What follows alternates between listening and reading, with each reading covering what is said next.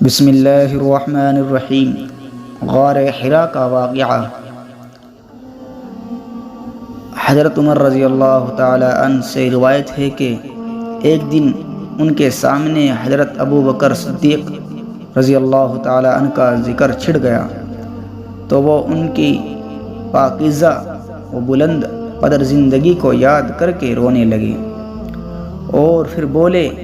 مجھ کو آرزو ہے کہ کاش میری پوری زندگی کے اعمال قدر و قیمت کے اعتبار سے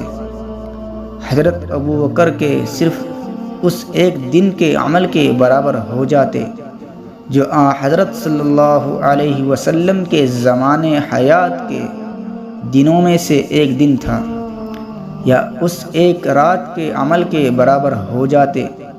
جو حضرت صلی اللہ علیہ وسلم کے زمانہ حیات کی راتوں میں سے ایک رات تھی۔ یہ ان کی اس رات کا ذکر ہے جس میں وہ رسول کریم صلی اللہ علیہ وسلم کے ساتھ سفر ہجرت پر روانہ ہوئے اور غار ثور ان کی پہلی منزل بنا۔ جب حضرت صلی اللہ علیہ وسلم اور حضرت ابو بکر رضی اللہ تعالی عنہ اس غار پر پہنچے اور حضرت صلی اللہ علیہ وسلم نے غار میں داخل ہونا چاہا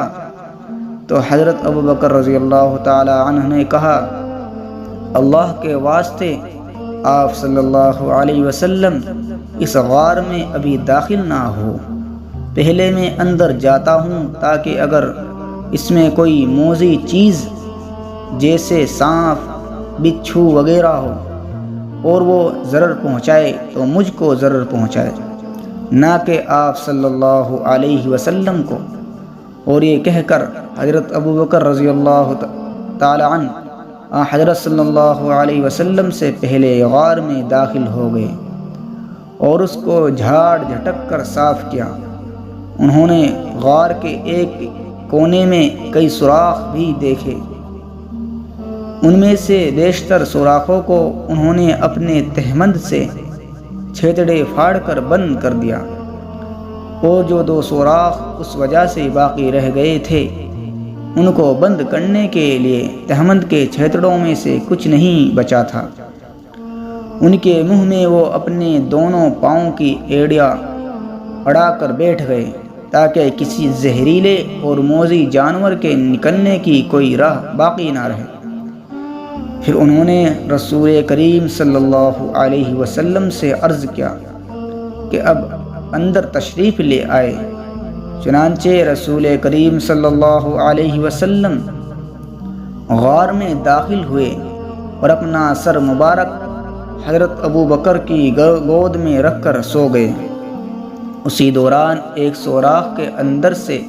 سانپ نے حضرت ابو بکر رضی اللہ تعالی عنہ کے پاؤں کو کاٹ لیا، لیکن وہ اسی طرح بیٹھے رہے اور اس ڈر سے اپنی جگہ سے حرکت بھی نہیں کی کہ کہیں رسول کریم صلی اللہ علیہ وسلم جاگ نہ جائے۔ آخر شدت تکلیف سے ان کی آنکھوں سے بے اختیار آنسو نکل گئے اور رسول کریم صلی اللہ علیہ وسلم کے چہرے مبارک پر گرے، جس سے آپ صلی اللہ علیہ وسلم کی آنکھ کھل گئی۔ آپ صلی اللہ علیہ وسلم نے ان آنکھوں میں آنسو دیکھے تو پوچھا، ابو بکر یہ تمہیں کیا ہوا؟ انہوں نے عرض کیا، میرے ماں باپ آپ پر قربان، مجھے کسی زہریلے جانور یعنی سانپ نے کاٹ لیا ہے۔ حضرت صلی اللہ علیہ وسلم نے یہ سن کر اپنا مبارک لعاب دہن ان کے پاؤں میں کاٹی ہوئی جگہ پر ٹپکا دیا، اور تکلیف و اذیت کی جو کیفیت ان کو محسوس ہو رہی تھی وہ فوراً جاتی رہی۔ اسی سانپ کا وہ زہر تھا جو حضرت ابو بکر رضی اللہ تعالی عنہ پر دوبارہ اثر انداز ہوا اور اسی کے سبب ان کی موت واقع ہوئی۔ اور ان کا وہ دن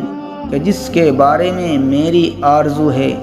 کہ کاش میری زندگی بھر کے اعمال ان کے صرف اس دن کے عمل کے برابر باقی قرار پائے،